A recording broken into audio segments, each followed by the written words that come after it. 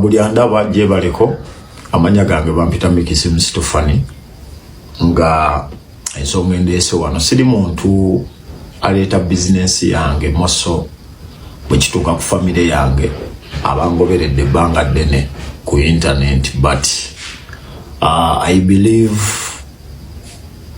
nja kukozesa ekigambo ngambe mama w'omwana wange oba nga gwe mumanyi nga Bash aina statement ezimu zakozesezza nga however much they can affect me, I understand, but desigenda vaayo kubyogerako because at the end of the day fena tuba n'obulumi ku mitima oba fena tuba n'ebituluma naye tekitegeeza mbu tubireete ku internet lwasonga internet terina kyegenda kugonjoola. First of all njagala mbazeeyo mabega mu 2021 I was this man yali abeere waka ne mukyala wange munju nga nva ku mulimu nenkomawe waka nenve waka nengenda ku mulimu. 2021 if you all remember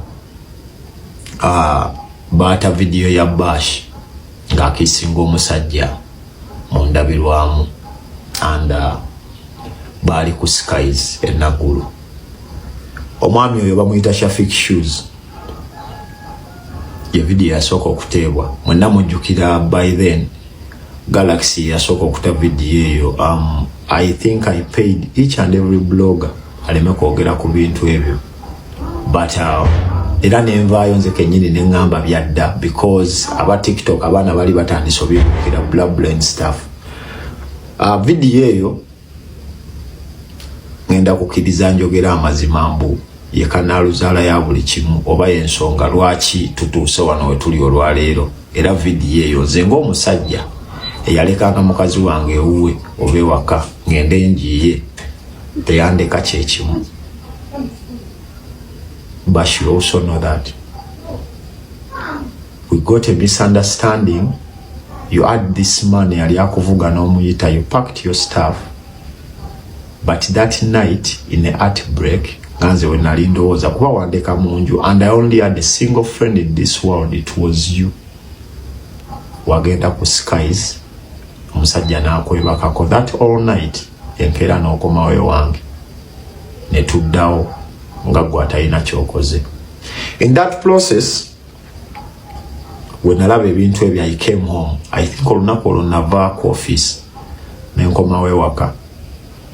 I looked in the eyes wali ku simu ne mukulu wange n'angamba ebigambo bino n'angamba Mike tokuba mwana w'abandi kubanga I swear najja sikikkiriza.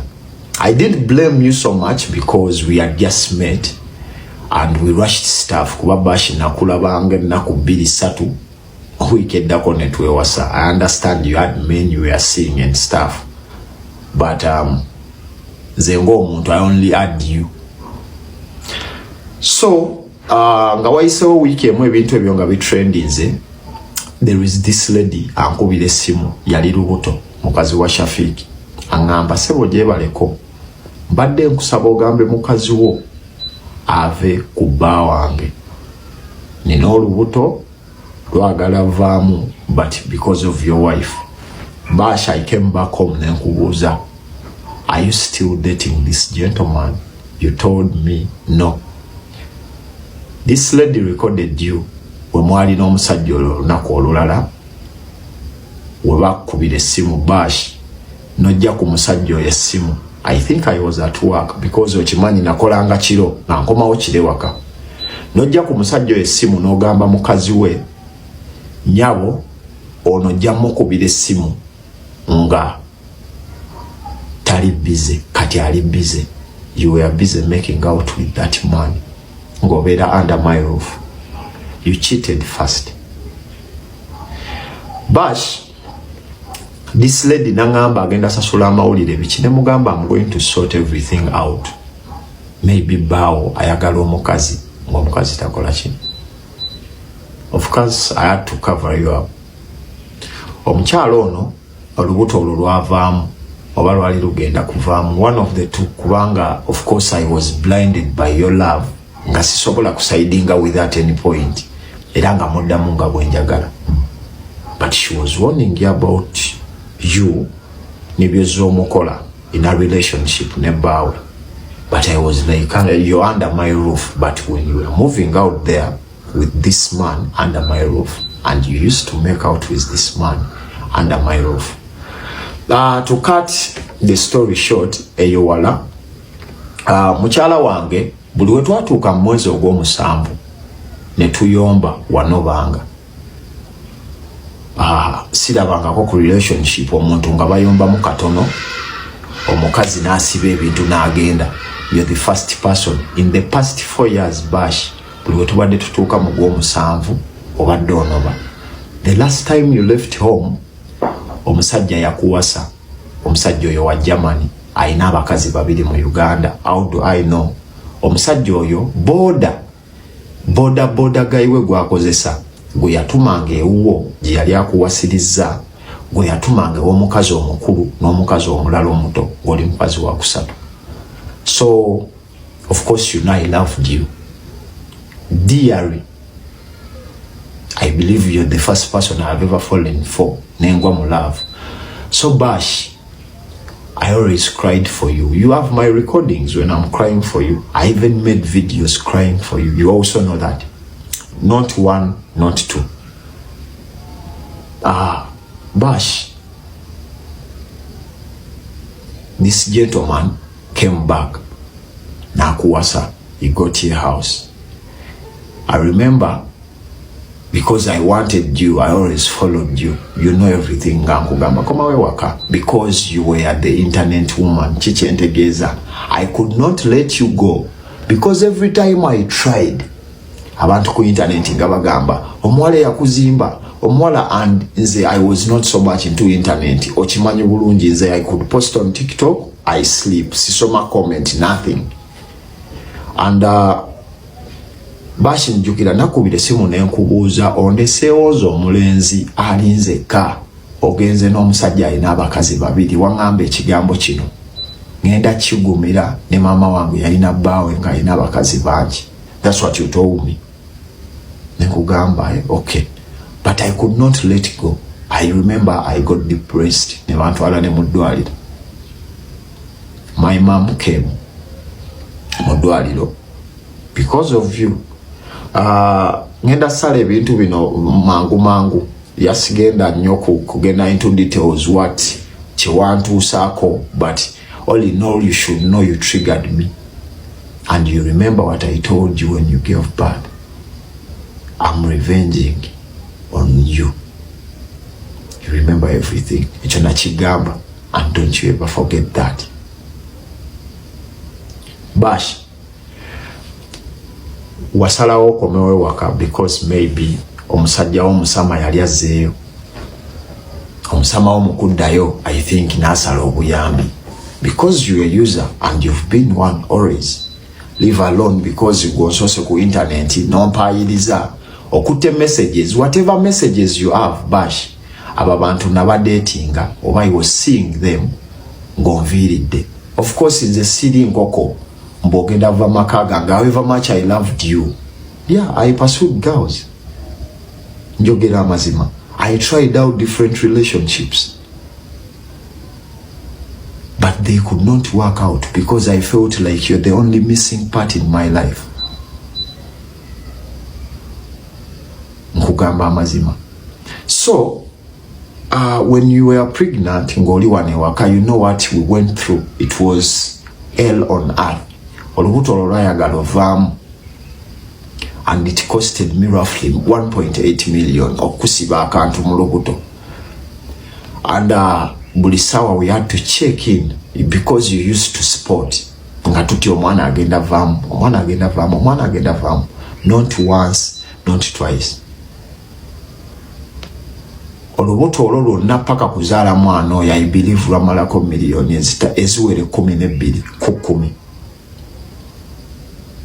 It's because I loved that child. Bash, when you got pregnant, however much I was revenging on you of how much you've treated me like trash, ewange nova onogena nibakuwasa nokomawo on my life when you got pregnant, obongo bwange bonna bwachuka. But by the time obongo bwange bwachuka, I had got another woman. Eranga tulina we tubeera. You remember very well, olumusasulanga wano waka.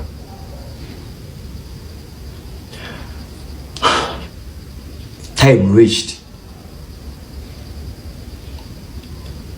You gave birth. You know how much money I paid. You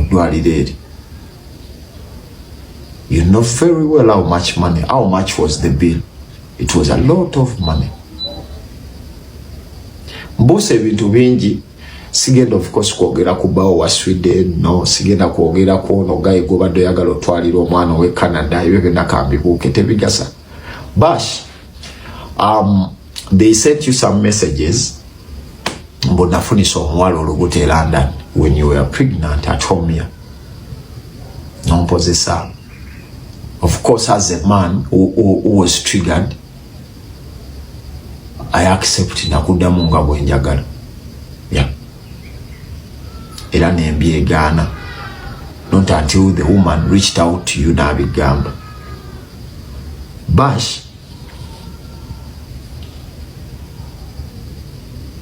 ngenda kusala ebyo byonna mbiveeko kuba tebigasa, but kantuuke ku nsonga y'omwana. Bino byonna sandi byogedde kuba tebirina makulu. These people batusunga busunzi, naye bakusunga. Tewali kye bagenda tuyamba, tekuli agenda kuwa mata, tekuli agenda kola kibano bakwano buno bukwano bonna bu blog obuwala. Those are a bunch of losers. I'm telling you. Mosoyo kadama. Ekyasiza okunuma wagambye sirabirira mwana wange. Bash, when my child yalina ndowooza emyezi 2, that's when you decided nali ngenze ku mulimu kola nodduka n'omwana oyo n'ogenda. I remember I came back here ne bangamba Bash yagenze. I called you myself. Bash n'ongamba okomawo. Wangamba okomawo ne ngamba kale so genze sulako wa mukwano go, you said yes. Bwangamba okomawo, I called you HO. Ne nkugamba ojje wano omwana wange. Bash, that boy is my asset. That is our child. But the fact that mutaddemu sente nyingi bwezityo kitegeeza mwagala. Tovaayo lagansi mbuze ndi muntu mubi nnyo. Tovaayo lagansi mbuze ndi muntu mubi nnyo. Nedda nnyabo. I'm not so bad. Bash, bwodduka n'omwana n'omutwala, I think mukwano gwo mweru wati ye yakuddusa wano avuga Markex n'akutwala. Mukwano gwo after 1 month nasindikira message ku Instagram nangamba oyina empisa embi okoppa ebintu bye, simaye ebizigo byakolo oyagala bikoppa, simaye wawulidde awo sawusigalo, simaye ng'oyogera ne muganda wo. Bash, that's the first time I reached out to you. Nenga, I didn't reach out to you mbusagala mwana wange, but you was gonna use that on Fufugazi. I'm telling you. Nchizayo ne nkugamba the fact that I loved that boy yensonga lwaki I paid each and every bill nozalira bw'oyagala wonna nga sikugambye sirina sente gende emulago. No. St. Catherine wazalira. You know how much money it costed me okuyita mu yo process y'emyezi 9 gyonna. You have the receipts. Wajja wano omwana mukwano gwa ngamba ebyo, nze kennyini I reached out to one of your friends ne mugamba omwana wange Bash gye yamutwala. Omukazi acomplaininga. Bash, Katonda akumpa na kusanga at one of the saloons wali ng'oli ne godmother oyo omwana. Bash, ne nkugamba ebigambo bino. Ne nkugamba nnyamba omwana wange. Bambi tomukuliza mu mbeera mbi. Twala ennyumba yange ewaka. Zijewa abalenzi abo bonna bafunire ewantu ewalala. Otwale enju eyo paka woli esootinga. Wagaana. Olwo olunaku I think nakuwa emitwalo 3 wali mu saloon. I missed my child dearly, but I didn't want you to use my kid on Nafuye. No. after emyezi ebiri I think Bash ebintu wabiraba byagaana ngobera nasa ne wa mukulu wo zene mukulu wo twali tukwatagana. Remember when I met you, you told me you're an orphan, toyina bazadde and toyina wa Luganda oba temunyumya. The only person I knew nga mukwano gwo yali muganda wo omubwati. Oh, that period yonna emyaka egyo gyonna it was me. You know your sicknesses, omanyi obulwadde bwo nga nza kutwala mu ddwaliro. I paid each and every bill. Each and every bill. Olubuto lwaffe olwasooka wagambe twalugjamu. You remember very well why I told you. Bashi, olubuto lunali sirukakasa. You were fucking Sharif. Oyinanze. Oyina gayi w'omu America. I knew everything naye nze nsirika. Ekyo kikubuulira okimanyi bulungi. Nze nsobola osirikira ekintu nga nkimanyi kinnuma n'ensirika. That's why nakusaba ne nkugamba nze bansuulira omwana alina omwaka ogwo, you know my child. Omwana wange kati alina emyaka 7 years old. Takeerangako nangamba daddy bangobye fees asomera ku international school. She has everything she has ever wanted. Sirina nnyo, but I make sure my child is a happy child. She's now 7 years old. You know everything. Kati ongamba otya, I will provide for Ivy when I can provide for Blue. So Bash, I will be sharing this screen recording. Bash, time reached. Nkugambye nkusanga ku saloni ne nkusaba ojje wano nze nveewo we sorting, because I knew when you were pregnant your guy from Germany came back. My boy drove you. Nakutwala, you met that man. You fucked this man when you were pregnant. But remember when you gave birth, that's when I retaliated and I told you I was revenging on you. Tocherabira. Omwezi ogwokubiri this year, that's when you started reaching out to me. December tujirekenga munana. December nga munana tujireke, because that's when you started sending me my child. Ngomondaga. Wansindi kirambo emitwalo jiba 7 ejokumugema, because bamugemanga I think buli lwaku something sijukira, you know better. But you know I sent you the money all the time. This is when you're sending me my child. Mulabeko, I think December 25, December 19, December 14. But nga nkubuuza oliwa kati mu January nga 11, this is when they operated my daughter. Because yali tassa bulungi. Mu February nga 1, you sent me my child no ngamba amannyo ge galemedde munda tomanyi lwaki. You were married. You know very well. I think yeli ne bakugobayo, so you didn't have a home. No pangisa enyumba ewagipangisa kirwa. Your friend gwe bayita Bubu reached out to me. Nangamba ofunye nyumba but oyagala bintu bya mu nyumba. I think wano wali oyagala kujjawo bintu kitanda, ntebe. Zeke nyini kama kwogera ne nkugamba Bash, omwana wange kankugulire ekitanda ekirala, entebe endala n'ebintu by'omunju. Nafuna $5,000,000 n'enziwa mukwano gwange. Ne bakolera ekitanda omufaliso. Ne babikuleetera ewo. Era awo ogambe ewo. Ne babikuwa. February nga 17, I was in my kid's life. Wamala emyezi 2 nga siri mu bulamu bw'oyo mwana, jjukira. Ekyo kijjukire. February nga 27, March nga 18, this is your kid mu motoka eno. March nga 18, you came home, you remember. Kubanga wane wako badojjawo nojjamu ebyokulya n'otwala, because always ngula ebintu bingi mukyere biki.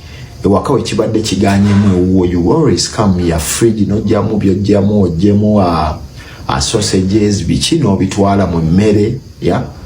And I was okay with it because you're my mama baby. The fact that you've been coming here all the time, olumu sente nozikima wano.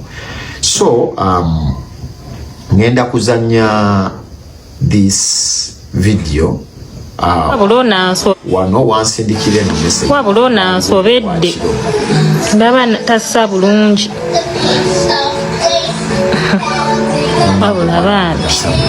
I drove and I came. Chiro, we went to Third Catherine. Always buli kireera tubadde tuvuganga me and you ne tugenda mu ddwaliro n'omwana oyo. I think this is the reason why I've come out nange njogere side yange, because I've always taken care of that kid. I swear, I've always. So St. Catherine, I think 18 that day nasasula emitwalo 14 mukenda and 14 bill yaddako yali invoice ya Angel Wing May. This is you sending me receipts za supermarketing ovagula bintu. This is the kid nga mulwadde. And this is, I think, your friend ngangamba echiriwo. Yangamba, this was you sending a message. No mgamba, hey babe, we received the money. Thank you for the effort and thank him for us too. I'm taking him to the hospital now. I used the couple that was home, Calpo that was home to take us through the night. Thank you. The money was received. These different scenarios kuwa mwana ya alwala nnyo, and you know why alwala nnyo. Amanyiro aja alwala nnyo ejo. Bash bwe mbalamu okuva mu gwokubiri kubanga we stopped talking mu gwomukaaga, and you know why. Omwana oyo bwe yajja, I think that's when we stopped talking. Na nasooka mujjanjaba with the help of your sister. I think the first day or the second day I met you at the hospital, I gave you around emitwalo 4 nje kuyisa mugundi kubeera twali tukimanya omwana eddwaliro terigenda mujjanjaba. All we need is transformer oil, and that's what your sister used to use okumuteekako. And at least I always came home eyewaka. I came at least every day ndaba omwana oyo every day nga mulwadde. So Bash on the issue of the housing, wayogedde bingi nabirabye. This is my house girl over your house girl nga ngambe ebigambo bino. This is the video. Uncle, tubadde tulwana tukusabako zambi dadi waffe godfather batusaba otusasireko kaliri akayumba kano kali risiki gaasi jukira tubeera tukola ali eri emirimu dada ayagala atayaayemuuko mu nnyumba omusango olusi agenze ku gaasi naye olusi ebeera teriiko kyobola ali abeerawo naye tusaba otusasireko ku kali eri bambi anko at least eri ngazi agizanyiramu awulira emirembe ya kyekyo tweyanziza nnyo anko twalisira bulungi. So this was May. Mu May the wansaba mbafunire ennyumba ennene esinga kuje mulimu because omwana wange yali tasobola zanya bulungi. I drove and came to your home. I remember nakuwa emitwalo 8 if I'm mistaken zijukizamu. But I gave you rent nenkuwerako ne sente endala ezikuyisa mu budde. Bash, I've been sending you money kuva I think one screenshot yange eraga I've been sending you money vakuze mbadde nkuwa. Of course owa boda abadde ajjanga wano n'akimayo $10 because you know everything. Saagala nnyo njogere bingi. I sent you nga 11 mu gwokuna nakusindikira emitwalo 4. Sijja kulimba mbu nzijukira zaali zaaki. I swear. Nga 12 mu gwokubiri nakusindikira emitwalo 15. Nga 5 mu gwokubiri nakusindikira emitwalo 10. Nga 15 mu gwokumukaaga nakusindikira emitwalo 10. Nga 19 mu gwokutaano nakusindikira emitwalo 25. Wano nenkusindikira emitwalo 4. Bashi wembalamu okuva lwakomawo wano mu bulamu bwange mu gwokubiri this year nsobola okubanga nkutaddemu miliyoni eziwera 10. But if you come out there nongamba I'm not a father figure, sirabirira. I've always been in the life of that boy. Nga bwe nsobola era nga bwe ngezaako. And I remember very well, omwana oyo bwe yawonamu wa traveling, I think, nogende Jinja. But I had told you I was gonna give you 10M. Nali sizikuwambu, I'm giving you the money, but for the sake of my kid. Osobola okuteekawo ekintu omulabirire. But I understand, I know your games always, bwe tutuuka myezi gino because abasama bo bakomawo. This is you. I know you made this video oyina bw'oyagala okakasa mboba you and Mickey temukyali, but at some point I wanted to come out nongamba oyina stress wakazaala omwana biki, and I felt sorry nengamba nkola biki naye. We can all go our ways. Buli muntu asigala kulo kubanga I respect you as a woman. You know that. You know that. Teri muntu yali akwogeddeko nensigala nga ndi mukwano gwe. That's how much I respected you. However bad byonna bye wankole babega, you triggered me as a young man. I'm telling you. But you showed me I don't matter in your life. Pinji Dubai ne bakuwasa ne bakutwala ku nyonyi byonna bimanyi. But you triggered me as a young man and nonteekamu beast mode gyesandizeemu. And that's why kino era nkikujjukiza nkugamba, I told you, you have the messages. I was revenging on you okuzaalamu. I saw wamalira obudde bungi. I have to revenge. But again, we wafuna olubuto nengamba bino nkola bichoba. Nenebulira ng'omuvubuka nengamba nange nina omwana omuwala. That's why at some point natuka ne calming down, ne settling and nengamba, you know what? Let me take care of this kid. For the house, wayogedde ku nyumba. Sizimbangako nawe nyumba bashi. Nende. I bet tomanyi nyumba eyo eri ne bakuwa board ogendewo. Tomanyiyo. Bingi byokoze ne muno munju naye sijje ebyo tebigasa bantu. Kyenkugambye bana abantu just bagenda kutuduulira. Yeah.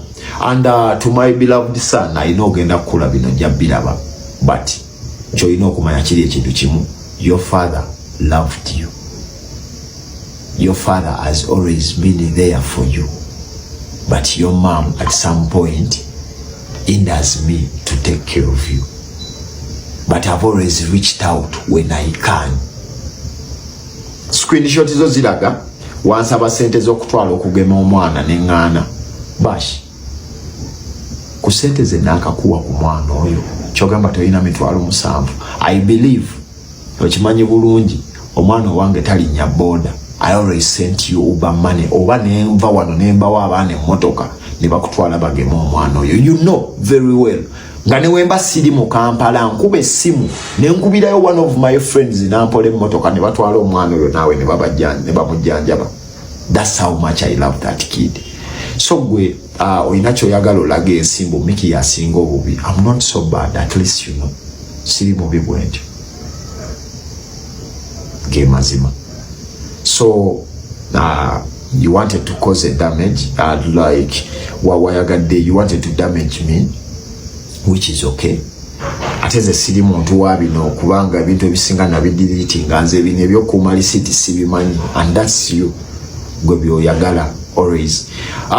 Then I'm going to address ensonga y'abakazi. Bash, when we broke up, I dated, the first time we broke up, I dated some girl, and nalabye otaddeyo message nga mugisaamu olubuto okufiirwa buli kye nnina sigisangamuko ku muwala lubuto. My first time to abort a child was with you. Nenkugamba seetaaga omwana wange akyali muto alina emyaka 3. You remember very well. Then naye ng'omanye ensonga lwaki nakugamba olugyemu, because that child was for Shafiq. That child was not mine. Omanya amazima. Ekirala for the German guy, nze kale ndi mubi nnyo, but I remember yakuwasa n'ofuna n'olubuto. Eyo gye najjanga ku nyumba yo n'enkaaba, love ng'enzunza. Bash, Mickey loved you so much to the extent wachimanya even if you cheat, Mickey will bring you back.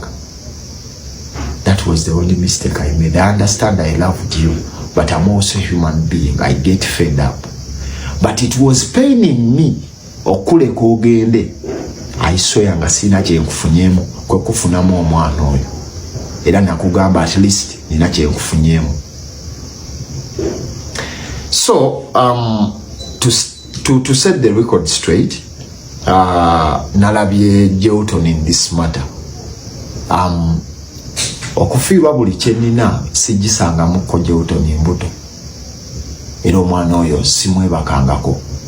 Jewton has been my friend from 2023.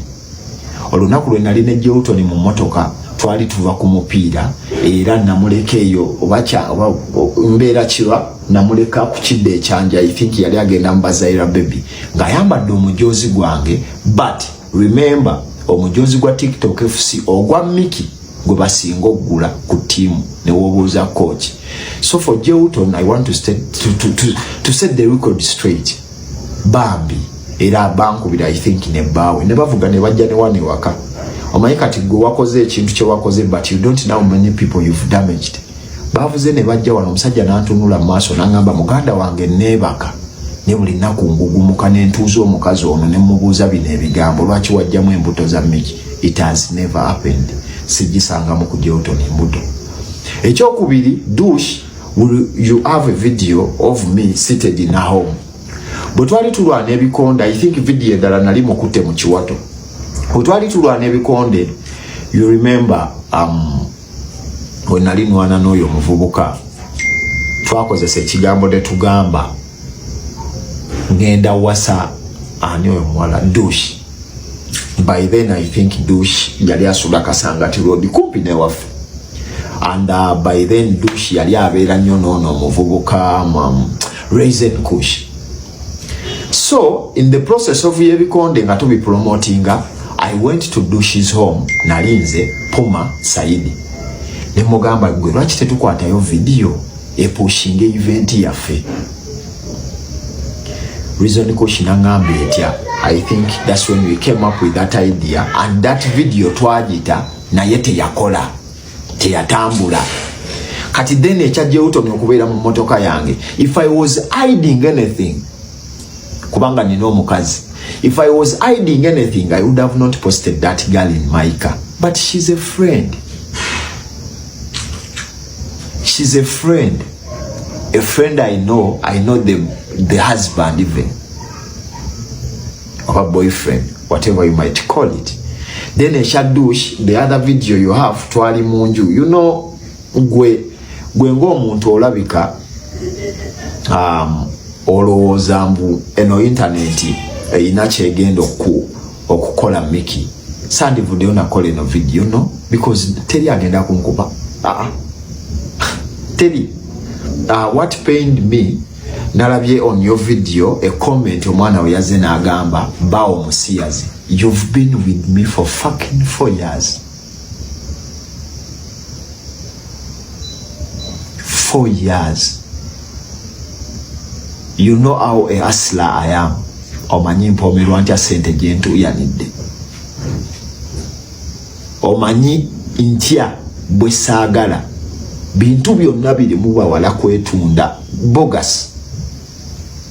Omanyi nzani. You can't tell me you've been with me for 4 years. The fact that we never to byote saawa eno senga ndi musiyazi. Kati omutima gwo of course gwe nga gwoyagala mali simbuka nsanyewo Mickey. Ogambye obadde nange nga toli nange omwaka gumu. Messages ojjayo ezimu ziri recent. They are very recent. Omwaka gumu ogambye tobadde nange. But nga wano ndaga omwaka gwonna I've been in your life. Nga ntuusa obuyambi n'ebirala. Wano. Waliwo bye sitasobola wano laga bichati nga nze siri muto nga gwe awo situukawo. But kyenfa oba kyejagala buli muntu ali yakimanye Mickey is a proud dad. Mickey is a responsible dad. Please. Then ebirala, it's all rubbish. Tebinkwatako. Then kubanga I heard you talking of my car. I have more than 2 cars. A motoka yange, everyone knows.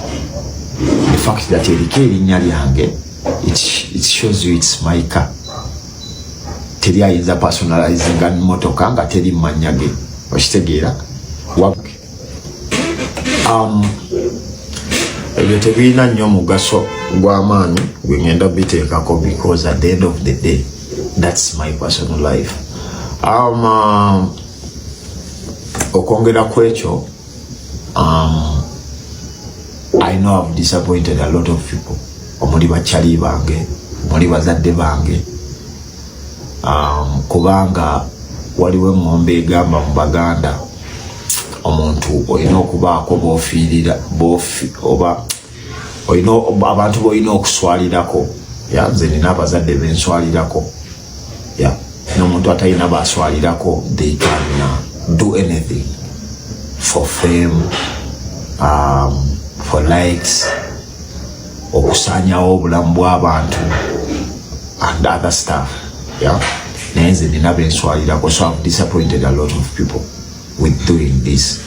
But I believe oba I think kino gye kinakoba nga kigenda mu maaso, kigenda kusanyawo obulamu bw'abantu oba kigenda kusanyawo relationship z'abantu nyingi. Then nange ng'omuntu, I really don't care ne bw'ompita community husband. It's okay. That's very fine. But when we see the screenshots you shared, temulimu n'emu egamba mbu neebaka n'ono oba neebaka n'ono oba neebaka n'oli. And then for the women abakusindikira ebintu, as you claim, bambi sibamanyi. Sibamanyi kubanga sina datinga bawala bawera basatu. Ekyo kikugamba naawe okimanyi. No. So whoever person who is sending you stuff, simumanyi.